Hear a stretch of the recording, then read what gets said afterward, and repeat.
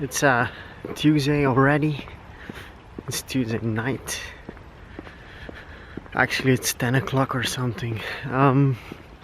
Normally I would go for a run, but that didn't work out very well tonight, so I'm trying to walk a little bit, if that's possible. Just to be sure that I get some exercise, and I'm trying to do 10,000 steps a day, but that doesn't always work out very well. I'm filming week number 6 now, right now, and I noticed that it's very hard to make a story in video. It's very hard to combine good quality video, not the shooting of the video, but getting everything combined in a very decent and interesting story for you guys is very hard, and I really underestimated that. Some other things I'm thinking about: I haven't been blogging very much lately, because I'm kind of annoyed of the time that goes into writing text. It's very complicated to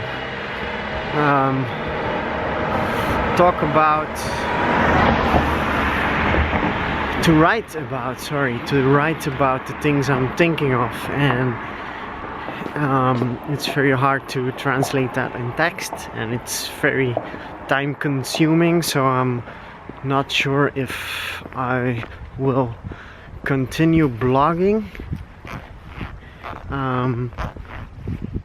because video would be more interesting to use, and it's a very interesting format in these kind of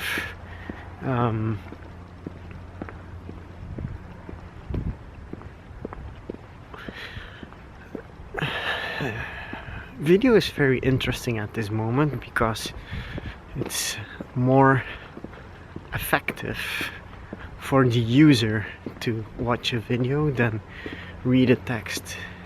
But the concept of video is very interesting to rethink how you would think about content in general. This is kind of awkward. There's a man standing left from me in his apartment, smoking a cigarette.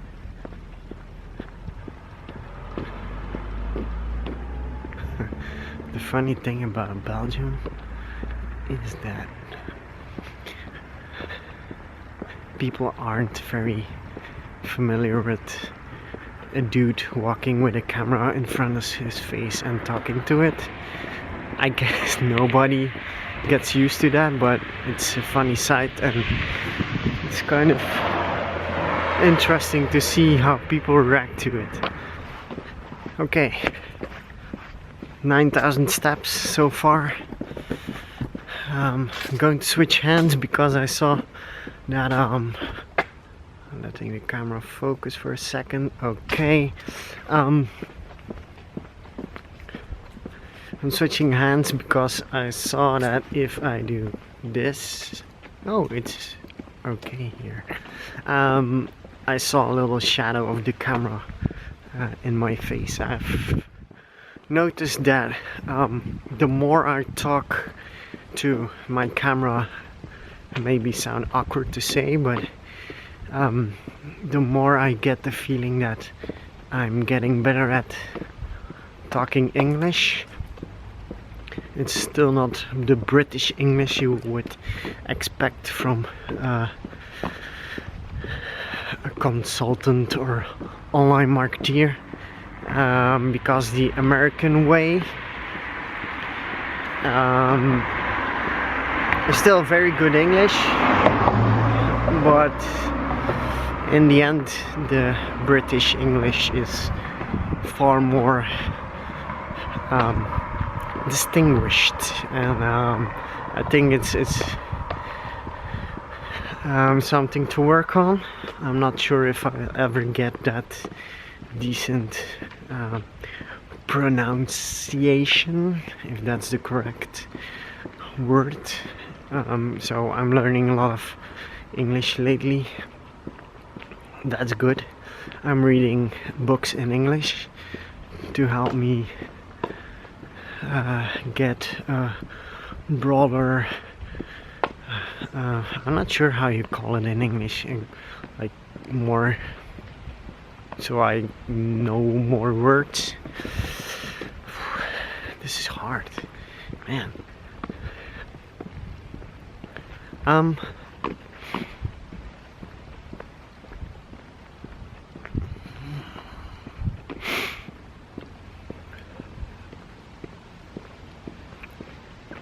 Actually, I have no clue what to say else, but it's... Oh, check it.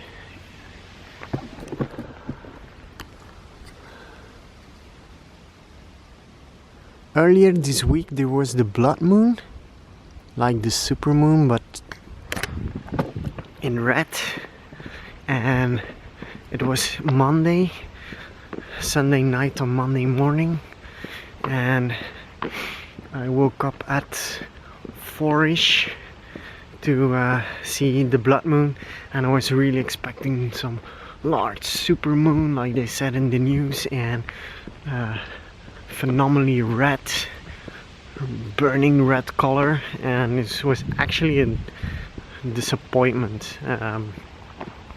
I'll put the link. No, I'll put the video in this video so you can see what it looked like. It doesn't look that spectacular to me, but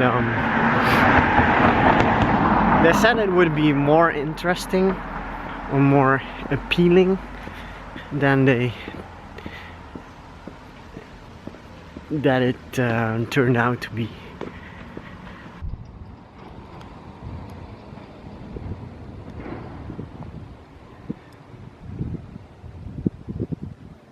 It's 5 o'clock.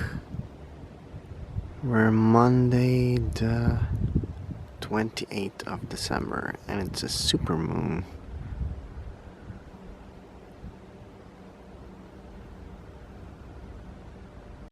Oh man, my English is really bad.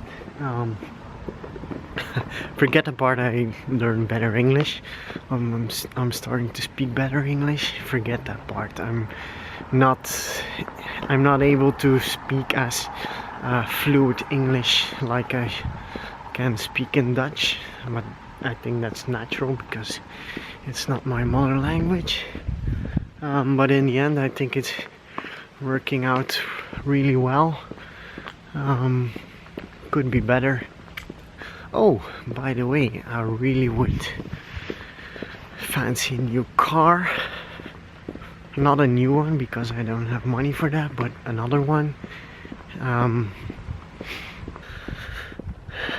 waiting for the revolution in cars. Like, I'm really fond of the fact that people shouldn't own a car. I'm really fond of that. It's a very brilliant and honest way of using materials, and I don't see a car as I should own a car. It's quite complicated actually. When you think of it, a car is almost driving like a few hours a day, and for the rest of the day it just stands there, and it's just a waste of good material and money. And it would be interesting to find a way to rent a car and pass it on to other people, so you can use a car whenever you need it, or make decent appointments about it and share the car. But in fact, if you want to do that, that's not possible, because we all live in a system that we're working from 9 till 5, 6ish, and we all need transportation in certain ranges of hours, and that's just ridiculous.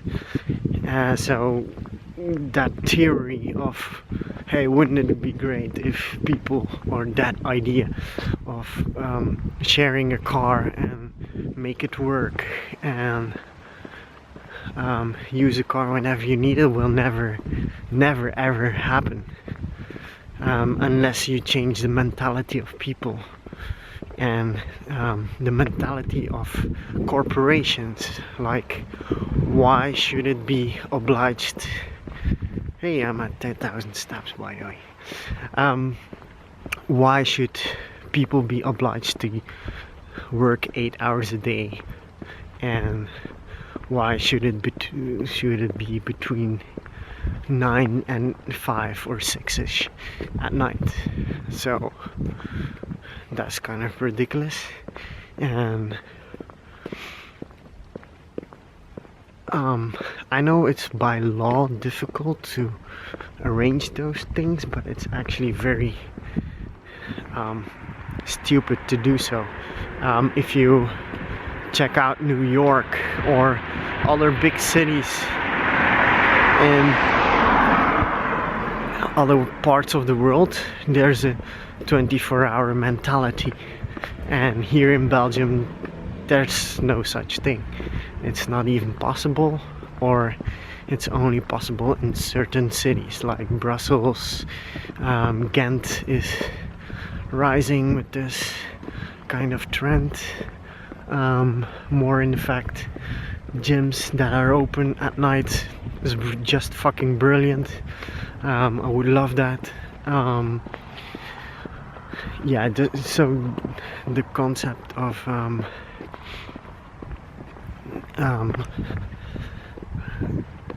using 24 hours a day, as you should be, and not yet only use 8 hours a day for work or open your store, or just ridiculous. For instance, if you have a garage and you're fixing cars, I bet you have a lot more customers, a lot more potential you can use if you would open your shop at night. It's more like a mindset, a mentality issue, and politics should follow. But that's the main reason why we're not doing that well, or our economy is lacking behind. I think is one of the big reasons, or one of the reasons is that we are not as flexible as we say we are, and including myself. I'm not as flexible as I used to be. It's partly I wouldn't say the fault, but the influence of having a second person living next to you, of living in the same building, living in the same house, having your getting your shit together and working on a family, like a relationship and kids. And I have no kids, but in the end I'll guess I have to make compromises.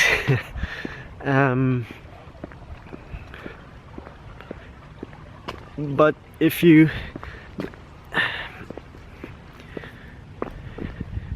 see what I mean by I have problems with expressing myself. So this is one thing. If you do it in text, it's even harder, but in video it's quite doable. What I mean by sharing a home with someone else is you're giving up, or you're willing to give up time to be with someone and to make it work, and that time could easily be invested in other things. One of those things I usually did a few years ago was work. Like, okay, I came home at 6ish. I ate really rapidly. Normally I ate behind my computer, which wasn't very healthy, but I did it anyway. I gained like 10 to 15 kilos, so that wasn't good. Lost 11 of it right now, like in the past few months. But it's just the fact, like, just the issue of getting things done and working together to get a decent relationship, build up a relationship, build up respect to each other. And that's very hard, and that's very hard for me, because I'm not used to give up time to support other people.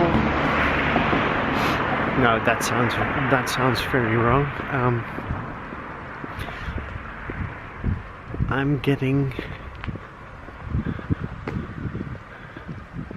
getting used to giving up my time to invest it in other people's life, so I can be of any value as big as I can for that person. I think that's the best description I can give, but sometimes it's very hard to turn off the giving part and saying, okay, now I need some time for me, and now I need to invest that time in something I really want, and that's the hardest part.